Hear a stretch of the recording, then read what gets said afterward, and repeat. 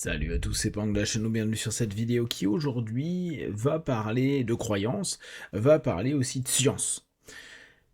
C'est assez intéressant de constater à quel point je peux en avoir rien à faire de ce que va dire la science sur les domaines qui m'intéressent, en l'occurrence la psyché, parce que très souvent on voit une validation de l'ensemble des expériences empiriques et donc cliniques qui ont été mises en place depuis des décennies, voire bien plus. Ce qui me dérange, mais c'est parce que je pense que j'étais vraiment nul en classe et que tout rapport théorique est quelque chose d'assez complexe pour mon cerveau, parce qu'il ne voit pas le lien de cause et surtout des effets que je peux mettre en place dans ma pratique. Du coup, la théorie est vraiment quelque chose dont je me fous. Alors, je m'explique. La théorie scientifique, l'explication chimique d'un ensemble d'éléments, même si je peux avoir un moment de lecture dessus pour dire ok, biologiquement ça fonctionne comme ça, ceci est quelque chose d'intéressant, j'arrive pas à lui donner un lien avec la mise en pratique clinique. Et c'est très souvent ce qui a fait que un ensemble d'éléments, type les maths, était quelque chose que je ne formalisais pas du tout dans ma tête. Je me souviens d'un prof de maths, je devais être en troisième, qui m'a dit mais t'es complètement con pour une réponse que j'avais donnée à un truc qui était en géométrie, un calcul de volume et d'espace. Ce qui est dans l'absolu quelque chose qui peut être intéressant. Sauf que l'exemple qu'il avait donné avait automatiquement fait bugger mon cerveau, où il nous parlait de mettre un four dans un endroit et donc de calculer ce volume, l'espace, pour voir si le four allait rentrer. Et je me fais démonter la tronche pour la 183e fois parce que j'étais vraiment un cancre. Et à un moment, ma réponse a été mais je comprends pas pourquoi vous prenez autant la tête à faire des calculs à la con, alors que si à un endroit ça ne rentre pas, je le mets à un autre endroit, ou à la limite, je fais en sorte que ça rentre en modifiant l'endroit où je voulais le mettre à la base. Bon, bah il a pas aimé ma réponse. Pourtant, et je pense que c'est vraiment ma manière de penser, la logique mathématique peut être super intéressante, donc on peut parler vraiment de logique théorique, mais qui reste dans le monde de la théorie. Sauf que moi, j'ai besoin de me dire, l'énergie que je vais utiliser pour tenter de comprendre un ensemble d'éléments doit me permettre à un moment donné, outre l'hypnopédagogie, la psychopédagogie, qui peut permettre à certains partenaires en session de se dire ok, je comprends sur quelle base théorique scientifique ça fonctionne. Du coup, bon, bah, je valide. Aujourd'hui, ce qu'on met énormément en avant, c'est les neurosciences, dans notre métier d'hypnothérapeute et de façon plus générale pour les psychothérapeutes.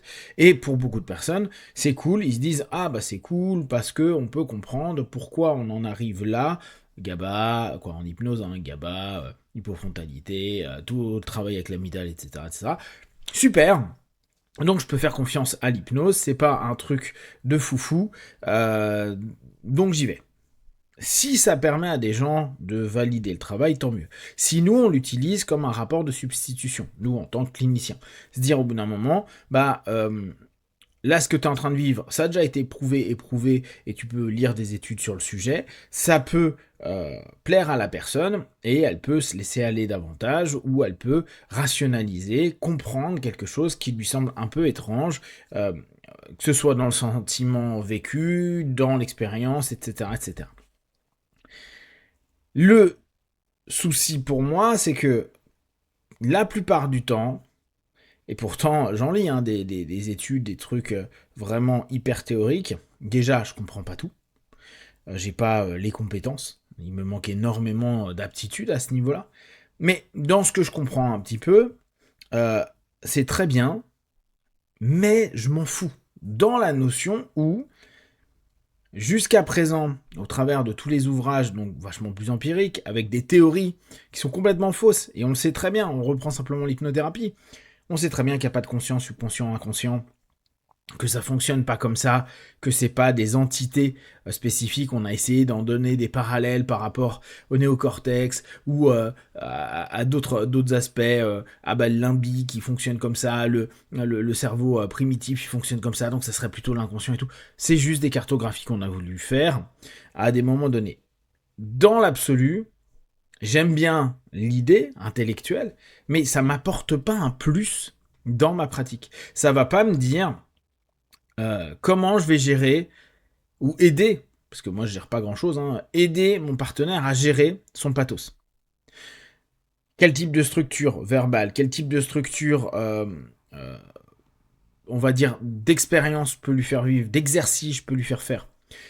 Qu'est-ce qui va lui apporter réellement quelque chose de cool. Or, avec nos 150 ans, 200 ans d'hypnose, on a maintenant énormément de retours et comme on sait que le système est assez intégratif, ça a pris d'autres systèmes pour prendre des techniques qui paraissent cool et de le mettre en place pendant une transe, qui est vraiment notre spécificité à nous, et avec un travail de suggestion. Ok.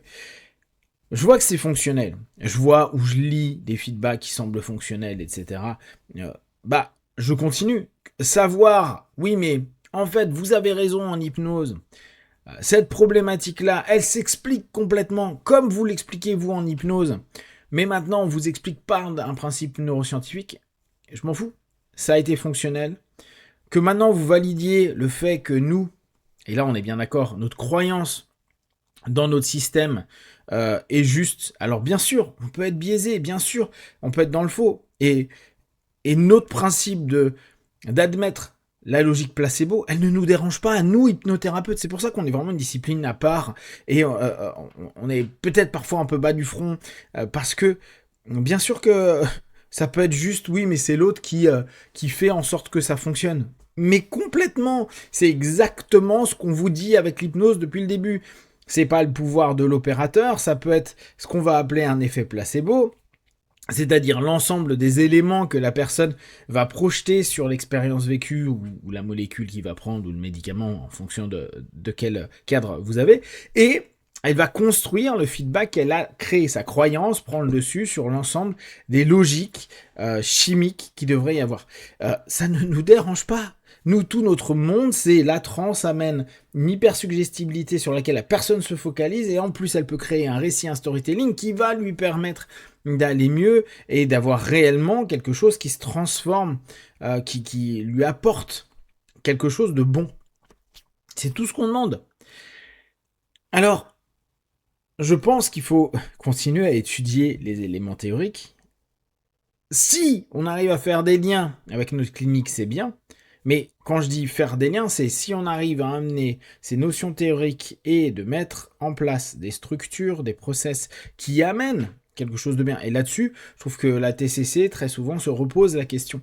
À se dire, ces théories-là sont comme ça, comment on peut l'appliquer ? Je l'ai vu avec des personnes en hypnose parfois faire la même chose, dire, vu que ça semble fonctionner comme ça, on va tenter de travailler avec cette idée-là. Mais est-ce que c'est réellement l'idée qui a été proposée qui ne devient pas, à ce moment-là, dans la clinique, simplement un biais de confirmation, puisqu'on veut absolument que on confirme et que nous, en tant qu'opérateurs, dès lors, on est hyper sûr parce qu'on valide la science qui a validé ce que l'on est en train de faire, ou ce qu'on va faire, et du coup, c'est fonctionnel. Ou est-ce que c'est vraiment fonctionnel ? Or, il y a beaucoup de cheminements et d'études qui ne sont absolument pas cliniques.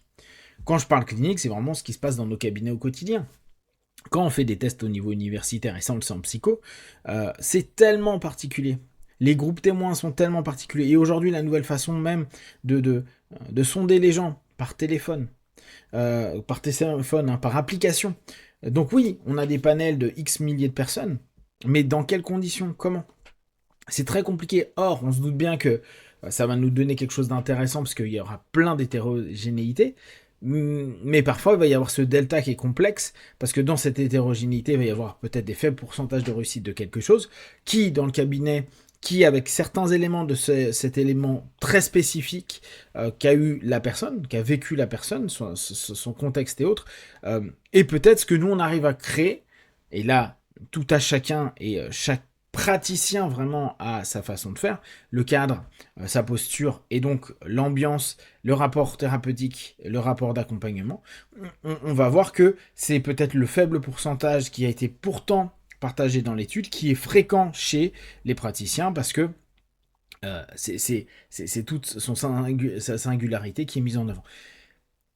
Continuez, et bravo la science, continuons la science, mais l'imposer, ou en tout cas le mettre souvent en parallèle ou en complément, ça peut être intéressant, mais ne substituez pas votre clinique par rapport à juste des notions théoriques. Il faut absolument que la théorie puisse avoir une application, et une application qui est prouvable, et pas simplement dans une université ou pendant un test, mais vous sur X dizaines, centaines de partenaires de session. Si vous avez des questions et des remarques, n'hésitez pas, et comme d'habitude, de tout ce que je propose ne pour des casques, c'est bon et juste pour vous.